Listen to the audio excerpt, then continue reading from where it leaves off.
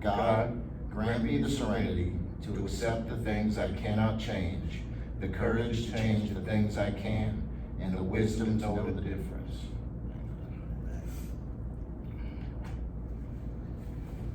Peace and blessings to everyone.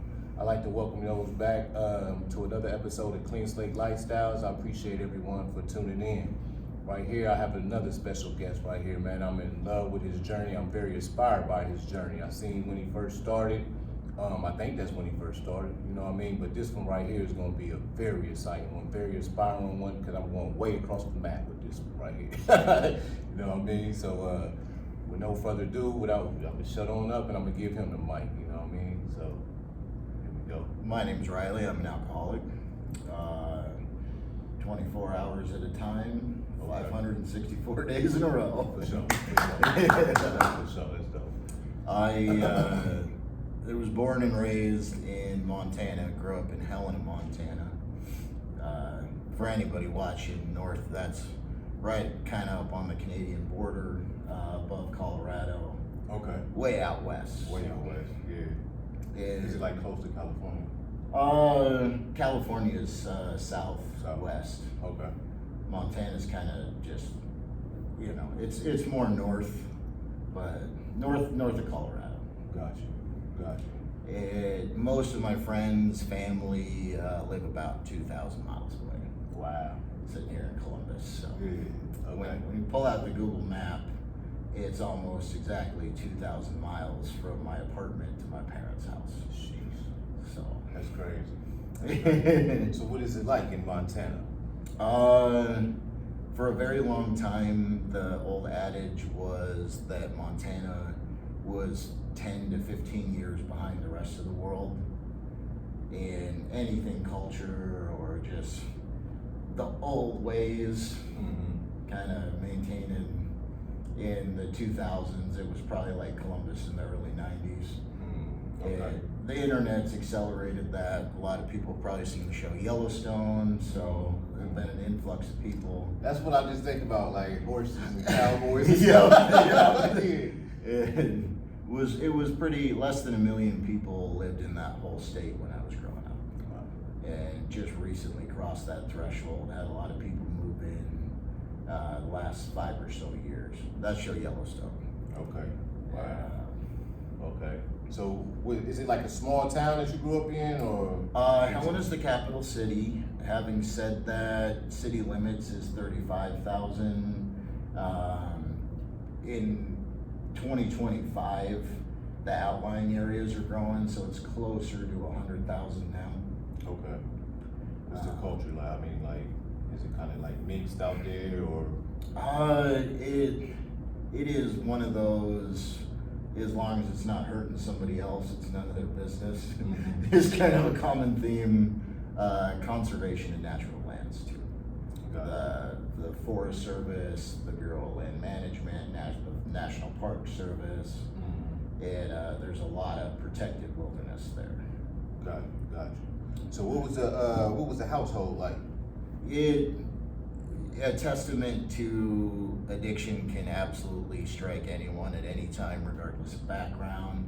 I, by any metric, grew up in a great situation. I certainly never needed anything, and I rarely wanted for anything. Stable parents. I was adopted at birth. Okay. Do know my birth mom, and have kept in touch with her over the years. My parents have been great about that. It's never been confusing. I see you bristle, and I'm like used to. A lot of people have like, oh, what was adopted? And that's its own question. For me, I never think about it until the subject comes up. It was just kind of my normal. How old was you? I think I was born on May 9th. I think it was a Friday that year. My parents took me home 3 days later on Mother's Day. Wow. Of 91. So it was at birth. My mom was at ultrasounds with my birth mom. Yes. Okay. So I mean, the whole. I get it. It's not the most common story that you hear, and rarely does not rarely, but the open adoption thing working out so well where it's not confusing and you just kind of. that, my parents afforded me amazing opportunities on top of public education. I did Grand Street Theater School, Okay. which was not cheap, even for Montana, even for the time. On top of it, any kind of sporting activity. I look back at the extracurriculars I had, especially high school era, and I have no idea how I fit everything that I used to like. You mentioned something about the dancing or something earlier. Yeah, I danced ballet for about 4 years. It was not when I was younger. I got in when I was a sophomore in high school. Okay. What made you want to do that? And I was at Catholic church camp, Sealy Lake, Legendary Lodge, one summer, and for the talent show, I did a jitterbug swing dance. Country dancing is really big in Montana, the Texas two-step. Okay. And did a version of that for the talent show. Okay. At the church camp, the ballet company I ended up dancing for was in desperate need of a nutcracker. Not the lead part in the Nutcracker, believe it or not. The Cavalier's the lead male part, but they were about 2 weeks out.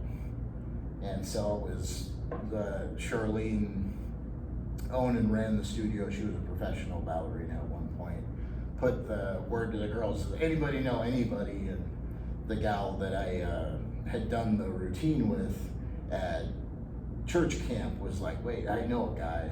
She's like, anybody know somebody with rhythm that can lift a girl, that's in pretty good shape? And they're like, and is not afraid of the stage. And I'd been at theater school my whole life on top of this. So and they're like, actually, I think we know a guy. When I did it, I fell in love with it, started taking classes. Again, my parents afforded me those opportunities, things like that where I could see something out of the corner of my eye and they just, okay. You can do ballet now, work my way up to where I got the lead part, which is the Cavalier. You're dancing opposite the Sugar Plum Fairy. Okay. And that, for gals growing up doing ballet, that's their state championship. Okay. Like that, when you get that part, that's the dream from when they're. It's a wonderful experience, and the Poetic Justice, my first Sugar Plum, was actually the gal that I danced at Legendary Lodge with. That's crazy. You bring up Poetic Justice because in my mind, I wanted to tell everybody, you gotta have a lot of strength to do ballet too. You gotta have a lot of strength. And for those who cared to know or whatever, fun fact, Tupac actually did ballet break too. You know what I mean? So yeah, that's a fun fact why you brought up Poetic Justice. I'm like, okay. So you was involved in all the curricular activities in school and stuff like that. So I take it that your grades was cool, right? Generally, yeah. It kind of a slacker, still generally managed a 3.5. Gotcha. That's good. Yeah. That's good. That's good. So what is your journey, where do you think your The journey alcoholism started in it. I generally can count on both hands the number of times I drank in high school. It just wasn't, for a state, to give some drinking context to Montana, drinking while driving is still fairly common there. Well driving? Well driving. It's, you go on a road trip and you bring a cooler full of beer and you drink while you're driving. I got you. Okay, yeah. And it's less common than it used to be, but there's still the rare occasion in some of the smaller counties where you'll see someone get pulled in for their 10th, 11th, or 12th DUI. Wow. And it just, so the culture around it there, a lot of the mindset attitude was you had to graduate high school before, but it follows along with if you could serve your country, why can't you have a beer? I mean, Montana's kind of that, as long as it's not affecting me, why does it matter if an 18-year-old can? A traumatic event, right before I graduated my senior year, 4 or 5 days after I turned 18, one of my friends and I were handling a firearm that we didn't know was loaded, and I accidentally shot him. He's alive. It is a tumultuous story. One of the first times though that it really shook my confidence in myself. Just even at that time, 2009, the school didn't want me back in it. Just for the context, I was close enough to graduating. They just said, "You're good." Yeah. Wow. How old was you? I'm sorry. I just turned 18. Okay. So that hit the record, and that sucks. yeah, it was a bad way to start your 18, bad way to start your adult life. That So you said he survived? yeah, You forgive him? I haven't spoken to him. There was lawsuits involved in it. Okay. I mean the details. I really would hope, out of respect for him, Yeah. I don't think he wants to, and the forgiveness will probably come up later in the context of the ninth step, but I mean, sometimes the biggest thing that you can do is respect that somebody is not obligated to forgive you and let you back in their life. Most definitely. And that I respect if it has helped him heal. I absolutely wish the best in that. Whatever his process has been, whatever my feelings on it not having included me for the last 10, 12 years, whatever, that's his process. I'm terribly sorry it happened. But okay. So how did that affect you? it made me question my planned route, the scholarships to college that I'd had. Drinking more frequently kind of started with getting a road construction summer job doing dirt work, and drinking with coworkers, because that was especially a situation where, especially in construction. yeah, I mean, if this kid can put 12 hours in moving dirt and it gets to be 100 degrees in Montana, negative 50 in the winters, 100 degrees in the summers. But they're not looking at you like a kid if you're putting in 12 hours of hard work. So that kind of normalized it. The ID laws at the time were not what they are today. So I kind of worked my way into a gas station.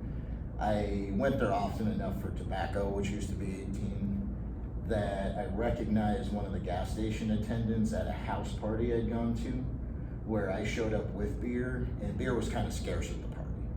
And so I bummed him like a half dozen of them, just in the back, the alcoholic mind, before I'd ever set in, just the predetermination of, I'm gonna make this investment. It took me a lot to get these 24 beers, but I'm gonna give 6 of them to this guy, because I know his shift's down there, because I'm in there buying tobacco all the time, and I know that he's just gonna not card me when I go in. Then when I would go in, I would make sure to start up a conversation with him, start telling stories, so the other cashiers could see me there with like 2 30 racks. I'd saunter up, not ashamed, have a conversation with. They watched him sell it. I was in there often enough that it got to where I would be buying beers from them 7 days a week. And to this day, probably, unless they end up seeing this, most of them probably don't even know that I was. In work here.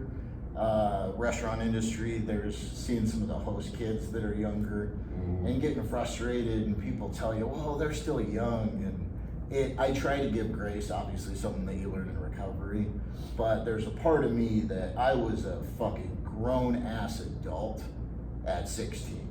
Had the beard, had the body, had the mentality, and certainly by 18 had added in more trauma than a lot of people go through in their whole lives. Even growing up in a relatively great situation. I'm glad you touched on that earlier, because I always say that too. Addiction does not discriminate. You know what I mean? It doesn't matter where you're from, what color you is, how much money you got, or nothing. You know what I mean? cowboy or rapper. Facts. So, that turned into also what kind of drew me in when I wasn't drinking heavily. One of the things that came up in later years when I would go in for like an alcohol eval is one of your common signs of addiction is increased tolerance. mm-hmm. And I would go, that just doesn't apply. You brought up the alcohol evaluation. Throughout the years, got charged with my first DUI at 23, got out of it. Got charged with another one at 25, got out of it. Okay. Man, if I had 20 hours, a good part of my life story is getting myself into like avoidable trouble, mm-hmm. and then pulling a Captain Jack Sparrow, getting myself out of it somehow, did. and not facing any real consequences. A little pat on the wrist. The first time that I think this was Vigilante Parade weekend, longest running high school parade in the nation, Helen, Montana. But kind of citywide, unless kids really overdid it, police overlooked underage drinking that weekend. Mm-hmm. It's kind of right before high school finals, and so just the wisdom of age was give them a weekend to blow off steam, mm-hmm. and then they've got a week and a half to come back, finish studying, test strong at the end. Mm-hmm. But first time we got a buyer and put enough money down that there was more alcohol than we could conceivably drink. For sure. Like first party, there was a case of Coors Mm-hmm. there that everybody thought was nasty. They were there for the Mike's Hards, they were there for the UV. I was gonna ask you what you was Mad drinking. Dogs, Yeah, and yeah. we had all that stuff. Nobody wanted the Coors. Mm-hmm. And so ultimately I ended up drinking like a 30 rack Wow. because nobody else was doing it, and didn't puke, didn't pass out, didn't black out, didn't piss myself. Like I was drunk, Mm-hmm. but I was within the, Mm-hmm. You went too off the chain. yeah, no. So in later years with evaluations, it's like there's not a big difference between being a 30 beer a day drinker and being a 40 beer a day drinker.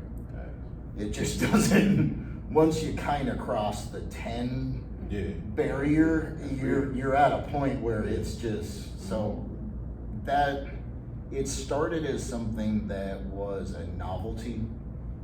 Like I remember a friend of mine in college a number of years later in Eastern Oregon, Mardi Gras, Mm-hmm. and we were doing pitcher chugging, like chugging contests, see who could finish a pitcher faster with Tricera Hops IPA. It was like 11% beer.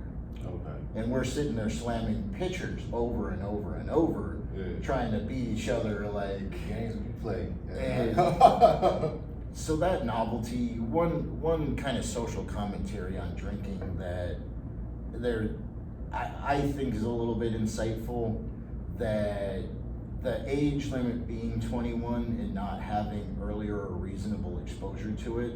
I would say the first time I really started crossing into that alcoholic behavior was when I did finally become 21. Mm-hmm. When a friend a long time ago put it that before you're legally able to buy alcohol, you technically are meeting all of the addiction criteria. You're hiding it. You're binge drinking because you don't know, when you have a buyer, you don't know when the next time the stars are going to align. So you drink whatever's in front of you, Yeah. and there will be consequences. Mm-hmm. I mean, it all of that criteria is forced into you by that prohibition and not getting to it earlier. Mm-hmm. And it's absurd to think that once you turn 21 and you can just go to any store you want within the hours that they sell it and buy it, that those habits that you've picked up as a binge drinker are just magically going to go away. Right. How was your attitude when you drunk? Your behavior changed? In and out of the rooms of AA, definitely hear a lot of stories of people who, every time they drank, like it went 0 to 60 and everything lit on fire. Mm-hmm. Certainly by the end, people who even used to like to drink with me didn't want anything to do with me. But, you know, the first 5+ years, for the most part, if I had been that shitty blackout aggressive drunk, I would not have gotten as far into my bottom as I ended up getting. Gotcha. So what would you say? He was like a happy drunk? I mean, I'm fairly outgoing with or without anything. The situation, generally I could be a life of a party. You know, learn to play guitar pretty much to be able to play it around a bonfire while everybody was drinking. And I mean, I'd figured out the art of it at one point. Gotcha. So when do you think that things started to spiral out of control? There were early indications, certainly. Like I mentioned that, you know, I got my first got charged with my first DUI at 23. And that was in a string of arrests, but for a good portion of the time, there was kind of always a secondary cause. I think the first time I met Brother Will was in the anger management thing that we were required. It was my first day here in Maryhaven, like 2 rooms over from where we're sitting right now. My first day in, thinking like, without anger management, I'm not court-ordered here. And, right. And, a lot of people had some pushback on that because they tried to make it mandatory. I didn't want to make it mandatory, but they was like, well, shoot, if all the other groups is mandatory, why Brother Will them group ain't mandatory? They had to make it mandatory. I come to a meeting back here at Maryhaven weekly, and one of my biggest pieces of advice is always to practice big habits in small moments. And it started day one in that class that like, I am done with the life I'm living, and if they tell me that going to Brother Will's anger management class is the thing that I've got to do right now to stay sober, my opinion on the matter doesn't, like, I don't have any input, I don't have any authority to say whether or not this is going to work. So I'm just going to participate in this anger management class I don't think about. And true to form, it was about toxic relationships. And I had a little bit of insight about the vicious cycle that it gets into, how it becomes a love language. Yeah. And but at the earlier points, there was a relationship that was also like, the alcohol wasn't the sole reason I was getting arrested, because they all involved the relationship that I was in. Gotcha. So there was, and then once that left, my drinking kind of tapered back to where people wanted to be around me again, and it got better for a while. So safe to say that class gave you some good insight. Yeah, Right. Anything in recovery, there's gonna be 1,000,001 things. I went to a longer term program, we'll get into that, but and I hated the first 90 days of it. Didn't feel like I was getting anything out of the 3+ hour classes that we would have to go to. That was my whole life at that time. That was the only thing really on my schedule. But you would have to pry me out of that chair with a crowbar. I mean, even though I didn't personally, my best thinking, didn't think I was getting anything out of it, that was the thing on the roadmap. And so I was there, I was present, I gave it 100%, whether or not I liked it. And that practicing those big habits in small moments. I like that. But to the tune of where it started, if I had to pinpoint, later on, probably 2017, I ended up in a life situation where I'd moved and life had stopped. Doors had stopped opening for me. I felt really stuck. Loss in the family, that I didn't have proper tools, people around me, the situation didn't really allow for me to grieve in the way that I would have wanted to, and just general lack of opportunity, some of it self-imposed from being an alcoholic. I mean, at that point, functional, which worked when I was back in Montana, there were employers that would put up with it based on the quality of work. There were people that were also very high functioning alcoholics, so I had a social group. And I mean, bad objectively bad, antisocial maybe behavior that because of the social circles was tolerated. I found myself in a spot where I kind of lost meaning, lost purpose, and was generally down, depressed. And when I started to drink at that, I would say is the first time that I entered that alcoholic. One thing, and it's that when the big book of Alcoholics Anonymous, when they say that, you know, you can never undo it, you can never, doesn't matter how long you've been, I think one of the biggest things, one of the biggest reasons that is true is because no matter how much time I put, whether it's 564 days or 50,000 days between my last drink, I am not gonna forget that happiness in the moment is just a drink away. That's real. Like, it is not a good solution to problems, but it is a solution to problems. You can just ignore your life for however long you're drunk. And it started in 2017 and minus a 8 odd month, 9 odd month bout of sobriety in 2018. You know, it went on 6-7 years of just drinking instead of ever stopping to go, what's wrong with me and is there something I can do? And so when I crossed that threshold, where I was drinking to escape, where I was drinking at a problem. What led you all the way over here? Well, went from that state back to Montana. Not the first time I had retreated back to Montana, tail between my legs, defeated. The great big world, as much promise as I showed at times, had proved a little bit too big for me. And well, Montana is a beautiful, amazing state. I want to go myself. Yeah, if I was born anywhere else and had been there, you know, the majesty cannot be understated. But when you live there, that's literally just your backyard. I mean, you know, if you live in a city where your backyard's an alleyway, like when you grow up in Montana, it's the same because you don't really know how good you have it. And I never, when I got back to Montana, everything that I tried to do a little bit, I was back around people who knew me, that, hearkening to the earlier conversation, all the things that I used to do, and here's looking at you, kid. You know, people were always like, oh, this guy is gonna be X, Y, or Z, you know, depending on what context they met me, like, you know, sky's the limit for him.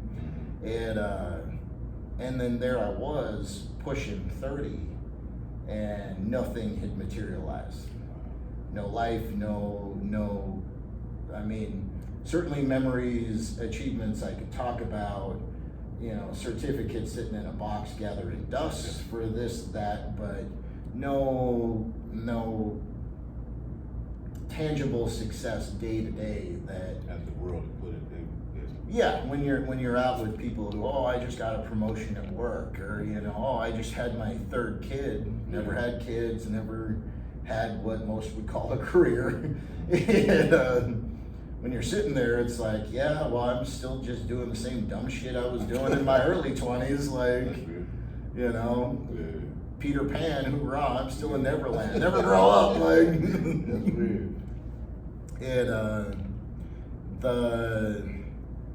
It came to a figurehead in Montana in 2022 that I had gotten toxic. The darkness had enveloped me.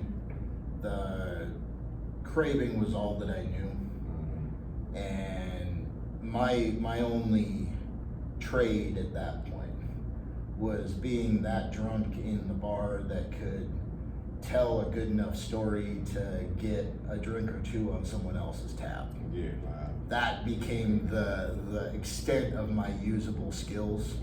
Any job that I had lost the ability to perform at a high level while drunk. I had lost the vibrance. I had lost that pull that made people overlook some of those habits early on, and I had certainly burnt out my welcome with my parents. My life up until recently has been kind of a yo-yo of returning to my parents' basement. Gotcha. And there came a point in 2022, they were done with my drinking. 100% full steam. Even I cognitively knew that it was the problem, but they drew a hard line in the sand. Tough love. Yeah, and that I know it was really hard for them. That when my dad talks to me now, even with all of the progress and the person that I've become and how happy he is, I still, when he talks about it, you can feel that he feels bad that like he had to draw that line. Yeah, I wouldn't have made it out of it if not for all of the challenges of those couple of bad years out. Like, if not for the bottom that pushed me to, I never would have changed. Yeah. I would still be there, but in 2022 became soft homeless. That's what I was. Yeah. Okay. What's the soft homeless about? I say soft homeless in the context that you still have a car to sleep in, or you still have friends' couches. You still have friends that have couches that will let you surf. There's a soft homelessness. I got you. Oftentimes that happens where you're kind of just displaced and hopefully gonna figure something A out. lot of soft homeless people. Yeah, and no tangible job or thing you're working towards, or it's just that, oh yeah, I've got this drive, I've got the hustle. You hear a lot, like, Yeah. and it's like, yeah, I mean, I've been there. I definitely, in a conversation with my childhood best friend I still talk to in 2022, he had seen a lot of the world. I'd seen enough to know that he wasn't lying. That he went, and I remember this, that like vividly, I've known a lot of people, smart, ambitious, talented like you, that tell themselves it's just gonna be a day, it's just gonna be a week, it's just gonna be a month. And even that soft homeless barrier is so hard to ever crawl back out of.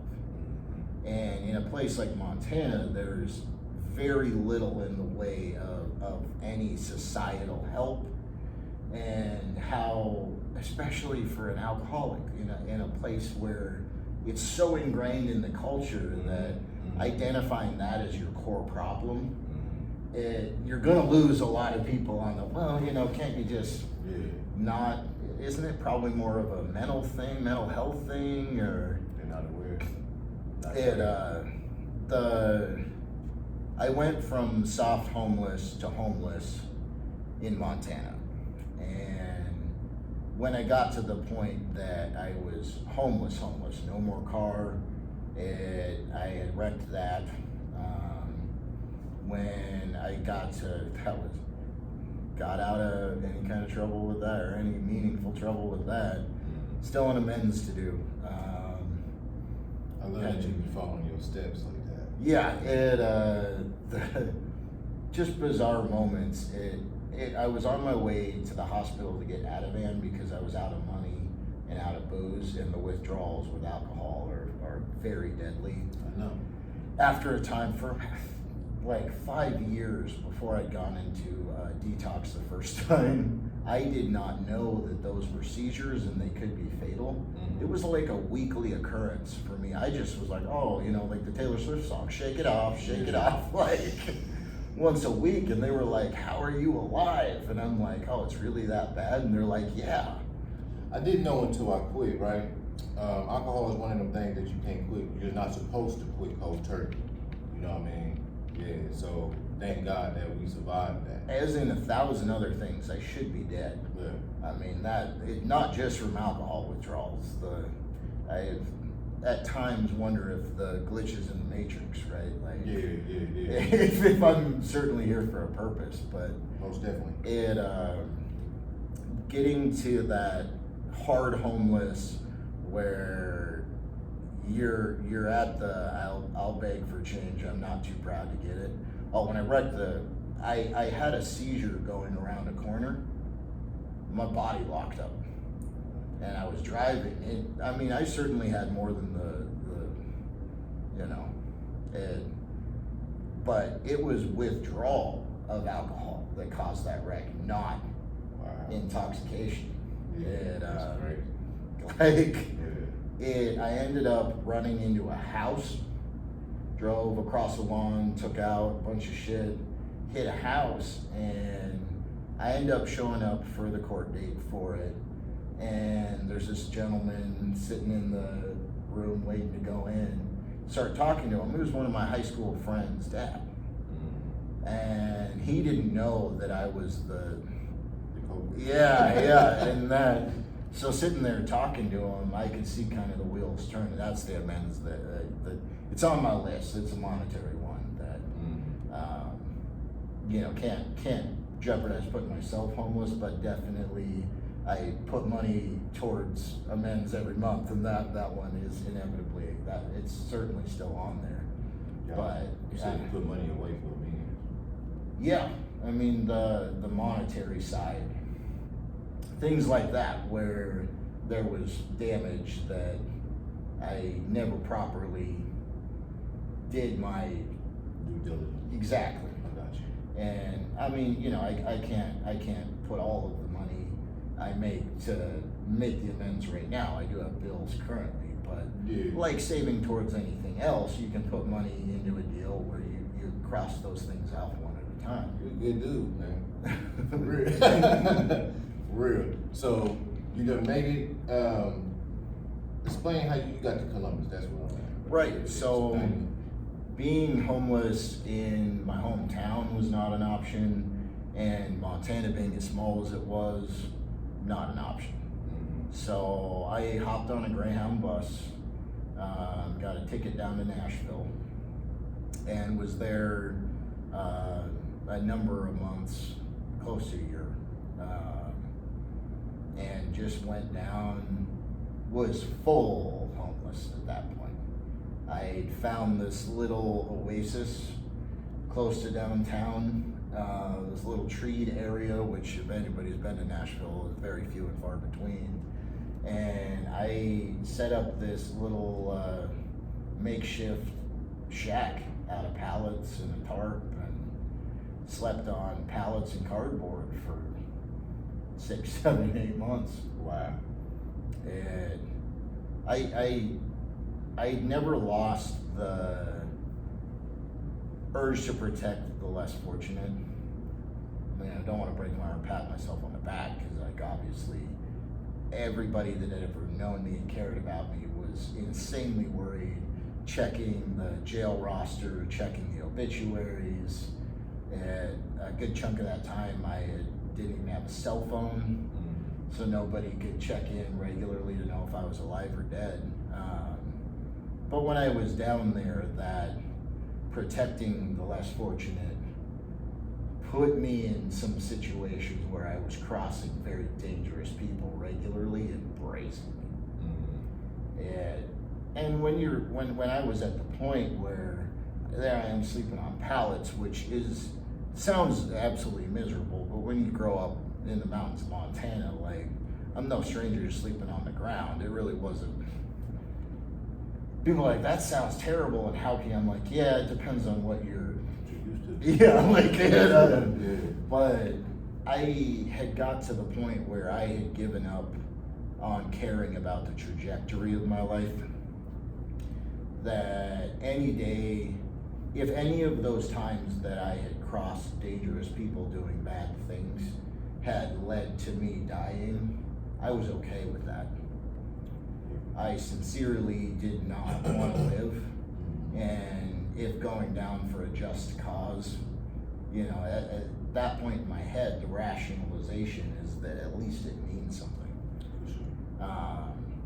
But you cross enough dangerous people enough times They won't give you what you want. get away with it enough. You can only dodge so many bullets, For sure. even if you've got a knack for it, even if you have eyes in the back of your head, even if you sleep with your eyes open, especially in the context of being a drinker and the kind of drinker that I was, you're gonna get sloppy. Pass out anywhere, you just, yeah, I know. And you get caught. I mean, Slipping. so it got to where like neuroticism kicked in. It would be like clinical paranoia if the danger hadn't been real. You know, that I'm sure I'm speaking to somebody who understands that. You know, there's some people that when you show up to like an emergency room and you're like, oh God, people are after me, like, you know, they just need a couple days in a hospital. There's some of us that at points in our lives, there are a lot of people after us, and like it gets impossible. Even the stoic, I don't care, I'll go down guns, you know, you can tell yourself that and sometimes you believe it, but there's always gonna be those moments where you're like, I don't know, maybe I should live. Like, maybe seeing tomorrow, maybe there's a bigger, and in a moment of lucidity, I met a great woman at a church down there. She's been incredible. Her name's Susan. I still talk to her all the time. After my grandma passed, it was a huge, huge, huge void in my life. This is what the relationship that I started drinking at to begin with. And she's about the same age as kind of those golden years I remember of my grandma. And she's been just so instrumental. She was one of the first people that believed in me in that state. She saw the potential that everybody had seen before, even in that state. And it was talking with her that made me realize, like, I have to leave this situation. If I'm here, I'm not gonna stop doing what I'm doing. So it made a short side trip up to Harrisburg, Pennsylvania. Found some cash project works there. And I mean, you bring the trouble with you wherever you go. Lived in a bad neighborhood. Found myself falling back into my Batman complex. And went, you know. Yeah. If we had 20 hours, there's a lot of me being the Batman stories to be had. It always kind of blows my mind. Times that I've stepped in to stop. For people I've never met, like I'll see a mugging and probably like, or darker, and just most people aren't gonna, and just that inner constitution in me is like, this is now my problem, and I'm gonna risk my neck to solve this. And the Batman complex. It tickles me because I was just seeing something last night. It was a group of people and they was all in superhero outfits. It was all in superhero outfits. These people was breaking into this car and they was like, what should we do? But one had on Superman, Batman, you know what I mean? And they didn't even, you know, they was like, no, it's best we go on. It's like, you know what I mean? And that people generally don't expect the guy in the cowboy hat to like. I was picturing it. It's gotta do Montana the homage and a little bit of that, you know. Well, I guess it was Dirty Harry. That are you feeling lucky? Yeah. A lot of confrontations I've been in that could have been lethal for me. You know, your best weapon is that. You really think you got the drop, and like this is you get people questioning, but anyway, I went back down to Nashville for a bit. Again, traveling like a mug, ain't you? Yep, carried my problems with me, and I at that point certainly had worn out my welcome. Hold on real quick, 'cause that's a real jewel right there. Because it don't matter where you think you run into, you take you with you everywhere you go. 100%. So I was faced with, I have to get out of Nashville. I was at the bus station downtown in Nashville, and when I'd gone up to Harrisburg, I got waylaid in Columbus for like a day waiting for a transfer that didn't show up. And I kind of heard from the other, I say it endearingly because I was one, the street urchins. I mean, especially the ones that lived around in tents around the bus stops, had told me that there were quite a few programs in Columbus. Okay. That, you know, as far as being homeless goes, it's fairly manageable. Yeah. And so as I was looking at a list of cities down there, I just went Columbus. I think I had about $300 in my pocket and bought a cash ticket up to Columbus. Got here early December 2023. Okay. And something about when I got here, the totality of the situation hit me. Like, is this what it's amounted to? Here I am again, you know, I can't even run back home this time. Here I am again, retreating with nothing but stories to show for it.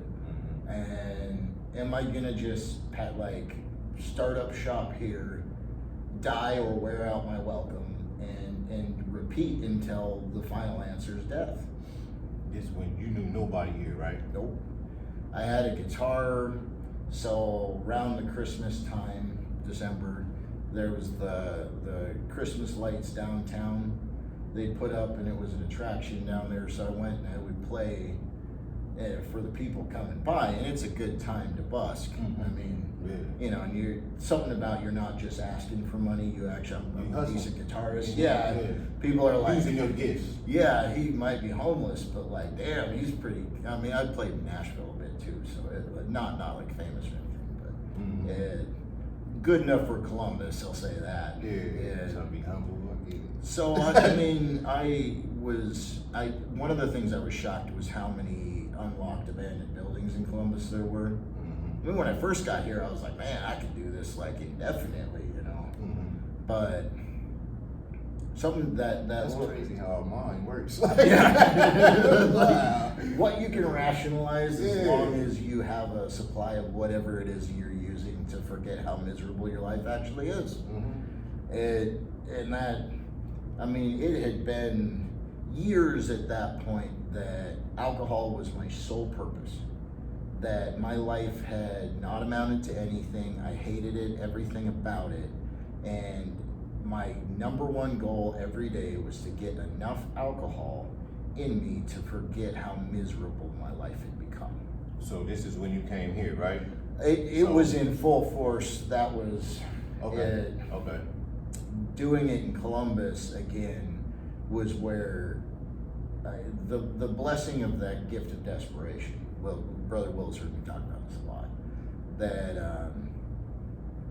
the amount of effort that I had to put in to get the $30-40 in my pocket every day to get drunk enough to fall asleep on pavement in the cold and forget that was what my life had become. Right? That amount of effort. God shots. I'm generally a skeptic, but it's hard to describe some of what's changed in me with anything other than the word miracle. Even very anti-religion, some staunch atheist friends I've made throughout my life struggle to find a word that's not, it's a miracle. That one of the days just when I don't think that I can do this one more day. And I seriously had thought to myself that it's cold outside. I will just go and get a handle of hard liquor and a 2 liter of soda and down it to where I pass out good in the cold. Go find somewhere, there's plenty of them in Columbus, just far enough away from general eyesight that nobody's gonna find you until you're frozen. Yeah. So it got to that point where the pain of staying the same became greater than the pain it takes to change. Mm-hmm. And I went into a hospital thinking I was gonna get the same treatment that I'd gotten many times. When you're homeless, when you have no insurance, when you're withdrawing from alcohol, a lot of hospitals just give you 15 out of N, especially when you're seasoned like me and have self-detoxed plenty of times, right? There's this look that those healthcare workers have that they knew that I knew that I was a dead man walking. Wow. That there's not even, and I think this time it was different because they saw that I hit that surrender. But the hospitals before we don't even need to tell you that this is gonna kill you, right? No, I know mentally, right? I cognitively understand alcohol is the sole cause of my problems, but up until that point, I was unwilling to do anything to change it. I was willing to go to the bitter end. I was willing to die. And in the momentary where I was like, this is that time. I do not want to do this one more day. If this is all that life is, if I have to get up tomorrow to do the same thing, I don't want to live another day. I've had a good run. It's over. Went into the hospital, maybe get a little detox clarity. It's at the Wexler Center. I've been meaning to go back and schedule a handshake deal with some of the doctors there. It's right around Christmas. My sobriety date is December 18th, 2023. Maryhaven doesn't admit people Christmas Eve, Christmas, or the day after. So, yeah, they put me in ICU in artificial coma for about 48 hours. I mean, most of the other hospitals I've been in could have justified the same thing, other than they just didn't want to use the resources on somebody who wasn't gonna. Once I got out of that, they transferred me out, and they were hoping to get me in before Maryhaven cut off for the Christmas Eve, Christmas break, and it didn't end up materializing on the 23rd. And so the doctors who I was under their direct care, I've not seen a bill for a 9-day hospital stay. And they brought a social worker in that kind of gave me a rundown of some of the programs I could expect if I decided I was serious and got in it. And something about whatever, I think it was just that broken. They could tell that I was broken and anything was better than what was going on. So they literally wrote to the financial, the money part of the hospital and said that there's not a medical reason to keep him here. Like, he's not in any emergency, doesn't need any real additional medical care. But if we put him out of this hospital on Christmas Eve, two things are gonna happen. One, he's gonna go out and he's gonna be dead. And it wouldn't be on us, but it would still be shitty. Or two, which had been true of so much of my life, if we put him out, he's gonna go out, he's gonna get fucked up for a week or two, and then we're gonna be back detoxing him in ICU, which is gonna cost us more money than holding him till Maryhaven's ready. Right. And they set up the transfer perfectly. They paid for my Uber. And then South High, the detox center, paid for my Uber to here. Here, they paid for my Uber. I went to the Lighthouse program after Maryhaven.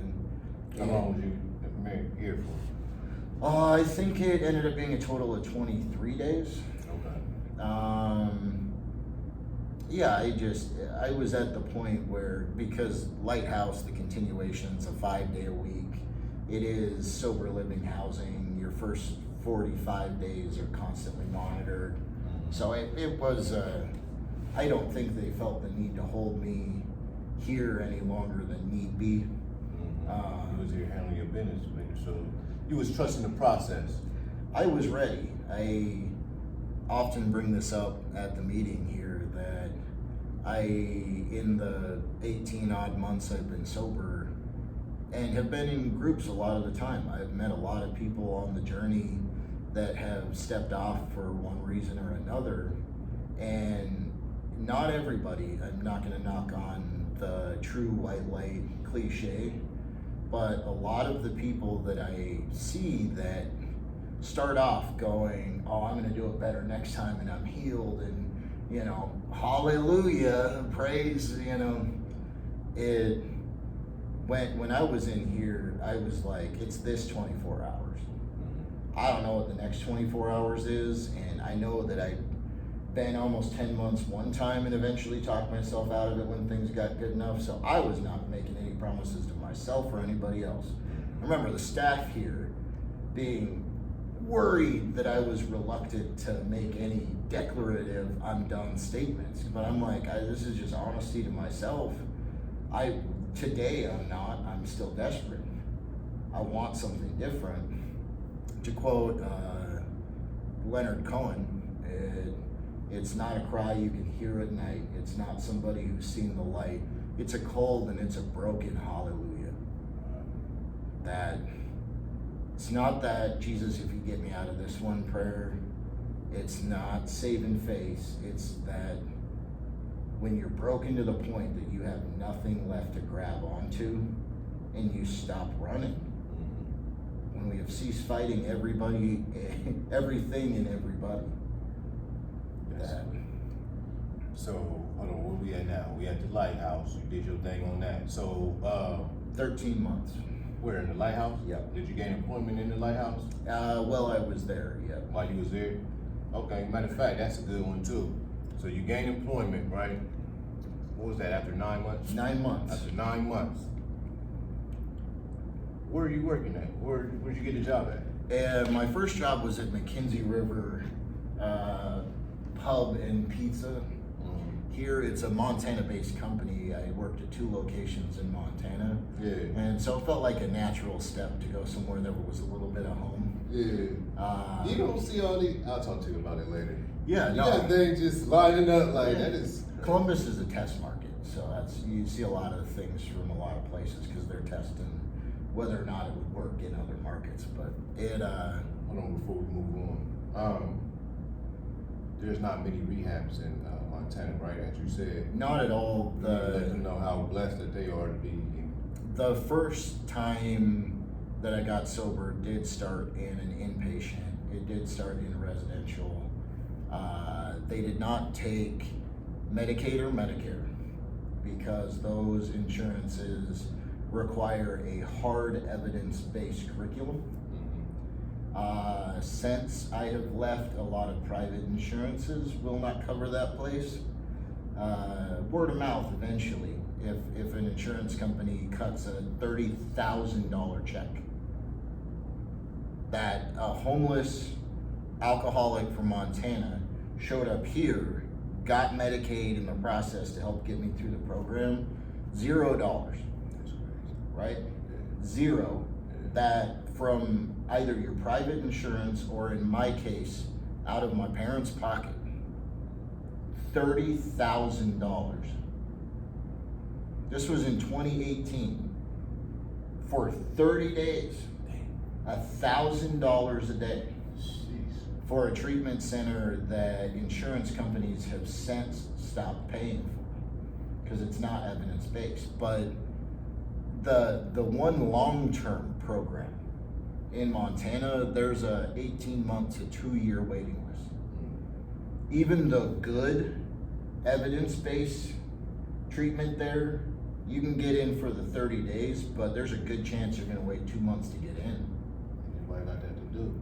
When you're ready, you're ready. If you wait 2 months, you're either dead or not ready. Or in jail. I mean, that, thank God sometimes for the correction system stopping people from, the only thing you can't come back from is when you die. Yeah, for sure. Doing the next right thing, staying sober, whatever you've done, it's gonna eventually be okay. But that you can't come back if you die. So a program like this, where you go from a hospital to a residential to a long-term wraparound, you had a weekly therapist, one-on-one counseling. It started out with 5 days and goes to 4, then to 3, then to 1 over the course of your tenure there. Group therapy. There is a med manager for people with co-occurring. So they will get you on medication, that will get you on Medicaid that pays for it. I mean, a homeless person, I think even under the new rules, is gonna at least emergency qualify. And the number of people that I have met, I have lived in 9 different states at different points. So I've met people all over, and even people that went away when I was at the worst, that have come back because of the miracle, the true miracle of recovery, but wanting to see for themselves that the person that they cared about was back. And but nobody has heard. Nobody, I know people who live in states like California and Washington that you would think would have a lot more of these type of programs that don't. Places where like the average person could see the value of this, but the system just has not provided it at all. There's a dozen different year-long programs you can go to after residential Maryhaven in Columbus. I know people that did back-to-back ones. They went from one to another staying sober because they needed more time. For sure. Yeah, that's what some people need to take in consideration when they come in recovery, man, because they be so in a rush to get a job and get back out there and rush to the streets. It's like, bro, don't leave until you're ready, man, because you're gonna end up crashing and burning. You know what I mean? Especially when you ain't used to having stuff like working. As I've said this to Brother Will before, that the reason I picked Lighthouse when I was leaving Maryhaven is it was the fastest long-term program in terms of when you could get a job. 45 days technically is when they would allow it. And in my head in here, all of those financial obligations, including the amends I've been talking about, and a lot of that whatever, that I was like, oh, I need to get a jump on that. And somewhere in that 45 days, just those God shots, you know, the realization that I had ignored all of those financial things for years. I didn't care about it when I was out, didn't care that it ever would come back to me. Didn't think I'd ever square up to pay, and realizing that if I take on too much and I have a pocket full of money, the first time things get hard, I'm gonna go back to doing what I know best. For sure. Harkening back to what I said earlier about where I crossed that line, I'm never gonna forget that alcohol is a solution. It's not necessarily a good solution, but I'm never gonna forget that it does make your problems go away for a minute. And I knew if I rushed it, that the second something bad enough happened, I would absolutely fall back.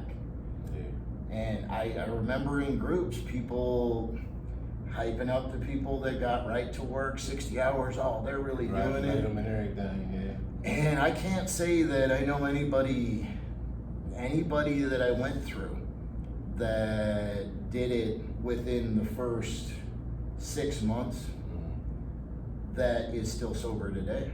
Yeah. And my one-on-one had a lot of faith that I didn't plan every day down to like a perfect military execution. Obviously adaptability and dealing with new unforeseen things is a very good skill that I've learned in this 18-month journey, but that I had a good general concept of getting from that homelessness to a spot where, by comparison today, I drove here in a 2021 vehicle. That's dope. Like, That's dope. I have a great job that is very accommodating of days off I need for recovery. My whole schedule is just the gaps around my recovery obligations. That's lit. That's lit. And working in a place that certainly sells alcohol. I work in a restaurant. Now that's real deep right there too. Let's talk about that real quick. 'Cause, that's interesting. I would not recommend it, certainly, other than if somebody's honest with themselves in the moment. And that was part of waiting 9 months, feeling like I could suit up, show up, be consistent, so that that wouldn't be a problem, and that I was level-headed enough to be honest with myself. Mm-hmm. If I had gone to work doing that, if every day that I went to work, I had to talk myself out of drinking, I would find a different job. Okay. So you don't get no urges or nothing. Miracle. Some of that is working the steps. Some of that is when you go and you make some of those amends, right? That when people tell you that the number one thing that you can do is continue doing what you're doing, when people say that all we've ever wanted is to see this version of you again, that's it. That's all. We don't need the other stuff back. We just want this version of you going forward. That something frees you up inside when that happens. But they do talk about this in the big book, where it's not like you recoil from it as if from a hot flame. Right. It is a position of neutrality. That I don't even have to look at it, feel a craving, and go, no, it's not for me. It is something that is a tool that I use to make money. And there's some hypocrisy abound there. It's not a bar. Oh. There's still alcohol there though. So. Yeah, no. I'm saying that in the sense that over serving is not on my repertoire. I got you. I've even made that very clear with the management that it's super side. By law, you're supposed to cut people off before they're obviously or apparently intoxicated. And I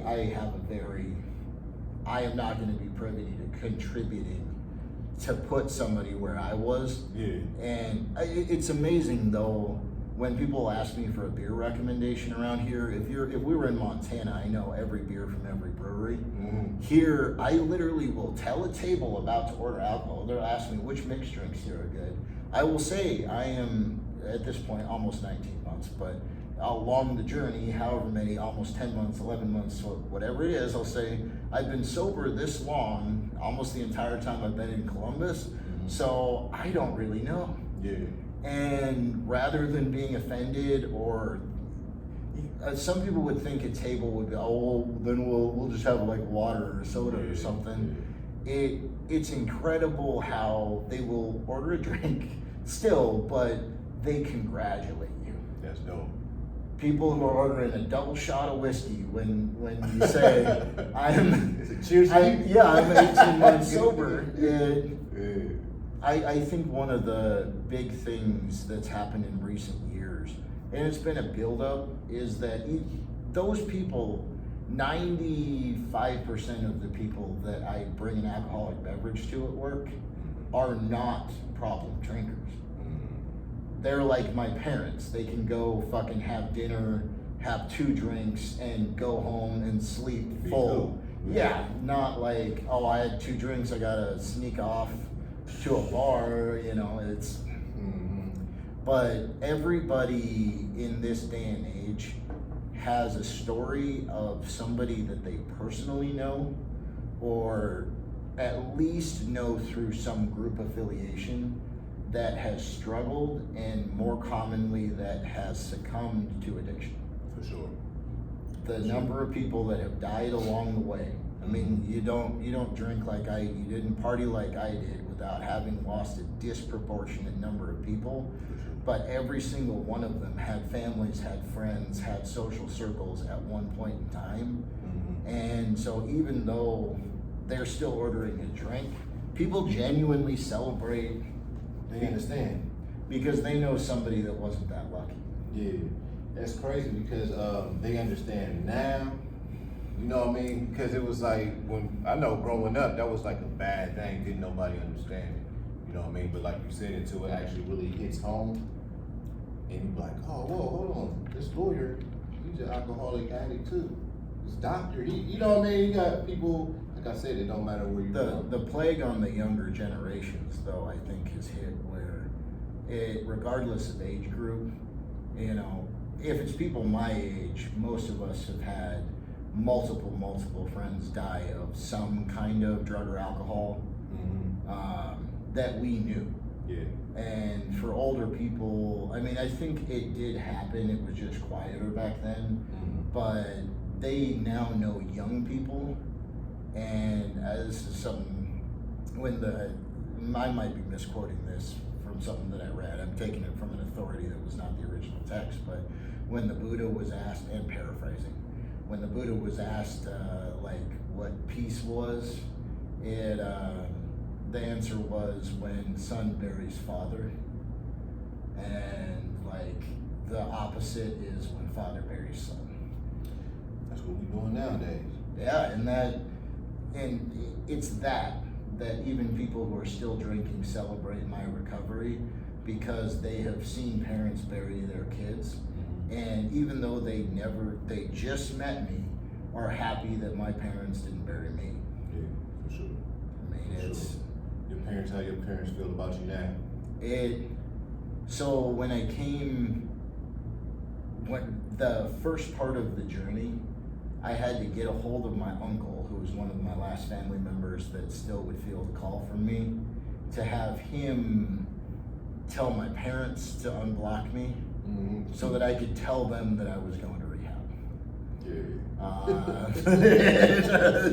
That's how that relationship that's how bad that relationship had gotten.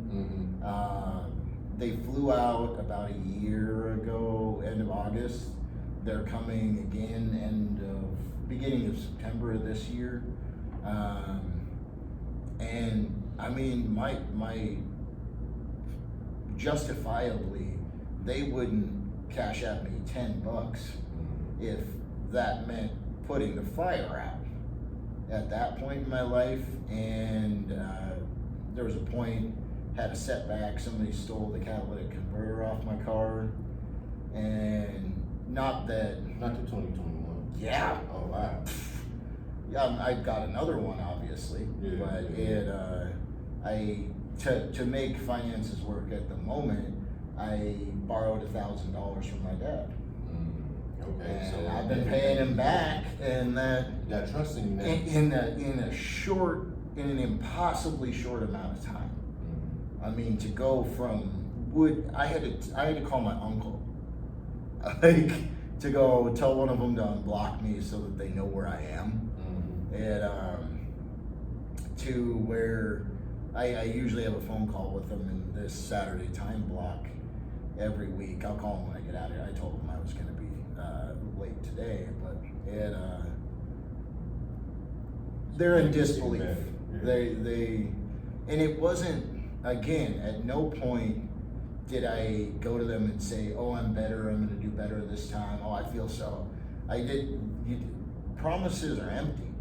10 or 20 years of drunkenness would make a skeptic out of anyone. For sure. And it is our actions more than our words. Most definitely. And very recently, the same friend that told me that he'd known a lot of people that had said day, week, or month for soft homeless.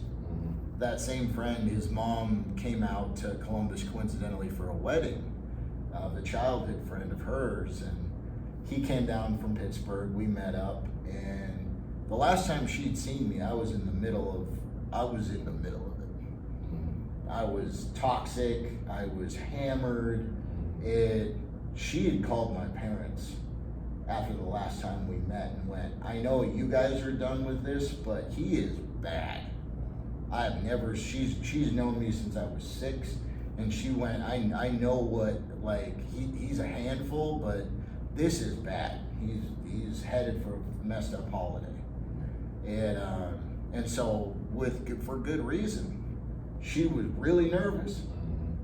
I mean, it's outside of, sometimes when you're in these rooms, you do see where it happens for people, and you do know that miracles can happen in a short amount of time. But if you're in the real, like, if you're in the normie world, Yeah.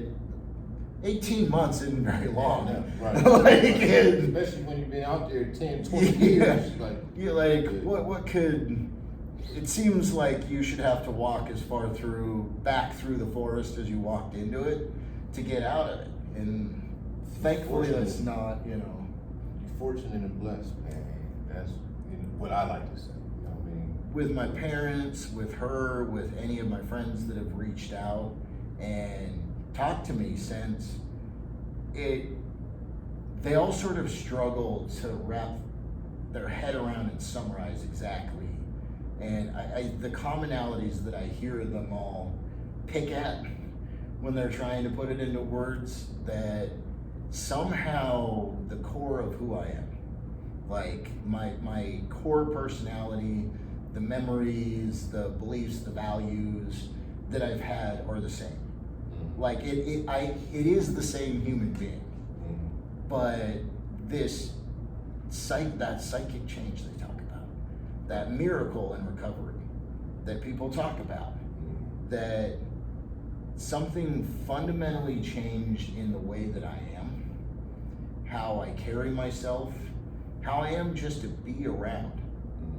I mean, when somebody, I was the cause of the majority of the chaos everywhere I went for a long time. And to be a person whose life is now serenity, to be a calming force, to be somebody that people look to for stability, or when people are stable, that they're just comfortable being around. I mean, 12 months ago, that was kind of a foreign concept. It doesn't happen the second you get sober.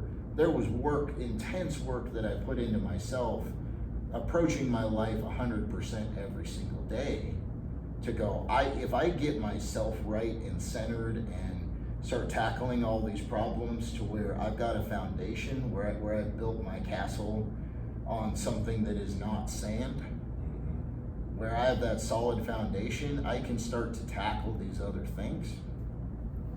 That's what I love. And that's what inspires me about you, because I can tell by your walk that you do the inside work. And that's what it takes. It's more than just trying to just quit doing your DOC. Or, you know what I mean? It's like, no, you need to get your mental right, your whole way of thinking. You got to change your whole life, basically. You know what I mean? It might be the calluses from how bad it got for me. Like, just the volume of fucked up shit that I've had a first-hand front row seat to, that I take a little bit of a cynical view with some people who have time but no recovery, where unpopular opinion, but I will say it. Yeah. Okay. Unpopular opinion, but time with no recovery. That was hard. Call a spade, and I am no stranger to saying to someone's face, just fucking drink already. Yeah. Or just fucking use already. Yeah. You're clearly not done. You haven't done anything to make yourself better, and you're miserable. So at this point, you're delaying whatever that inevitable bottom is that will get you to the point that you are ready. Damn, yeah. I was about to go somewhere else, but we got you got any inspiring words to tell anybody before we get out of here, man? Any more inspiring words you say? I'm nothing spectacular, and there's no core skill set that I have that lent itself to recovery that anybody else doesn't have or couldn't have. The wisdom along the way of having failed before, that some people, I mean, relapse is part of recovery, doesn't have to be. Don't gotta be. If you are ready, I know plenty of people that do it in one straight shot. But that when the pain of staying the same becomes greater than the pain it takes to change, That's real. It then becomes about where I introduced that I have 24 hours at a time, 564 days in a row, because none of going from just the clothes on my back coming into a treatment center without even medicated to having a life that I now pay for and am comfortable with and enjoy on a day-to-day basis. None of that just happened. There wasn't this dynamic shift. I didn't wake up one day with all of a sudden having the skill set that I needed, having the ability. The best advice to anybody just starting out, or even something to practice for people if you're not in recovery, practice the big, right? Practice those big habits in small moments. What you do when you're given a task you don't want to do says more about you than what you do when you're enjoying or want to do something. That's real. A lot of people place an all or nothing goalpost on, and I know in education sometimes, or just general pursuits in my life, that I've fallen victim to this before, where you demand perfection, and anything short you can use as an excuse to quit. For sure. One of the most counterintuitive but best pieces of advice: anything in life worth doing is worth doing half-ass. Counterintuitive, but I get it. If you rely on inspiration and feeling it to get things done, and sure, when you're feeling it, you might be able to give 100% perfect effort and it looks great. It's just a feeling. The key, that original quote came from a college professor, so in terms of a class, like days that you don't feel it, if you give it 60%, on days that you're not feeling it, if you just show up, give it that 60%, the days that you feel 100% will average that grade out to a B. That's real. Yeah. Anything worth doing in life is worth doing half-assed, because you're not gonna always want to do it. I like that. It's about suiting up and showing up. That's what I tell them all the time. Progression over perfection. Progress over. Yeah, for sure. Yeah. I've been on that lately too. That's weird that you say that too. That's why. Well, man, I appreciate you coming, man. It was definitely a blessing, man. Like I said, I'm very inspired by your journey. I appreciate Pretty the sure somebody out opportunity. there gonna be inspired by this video. You know what I mean? Like I said again, I appreciate y'all for tuning in, and y'all stay blessed. Have a good one. Peace.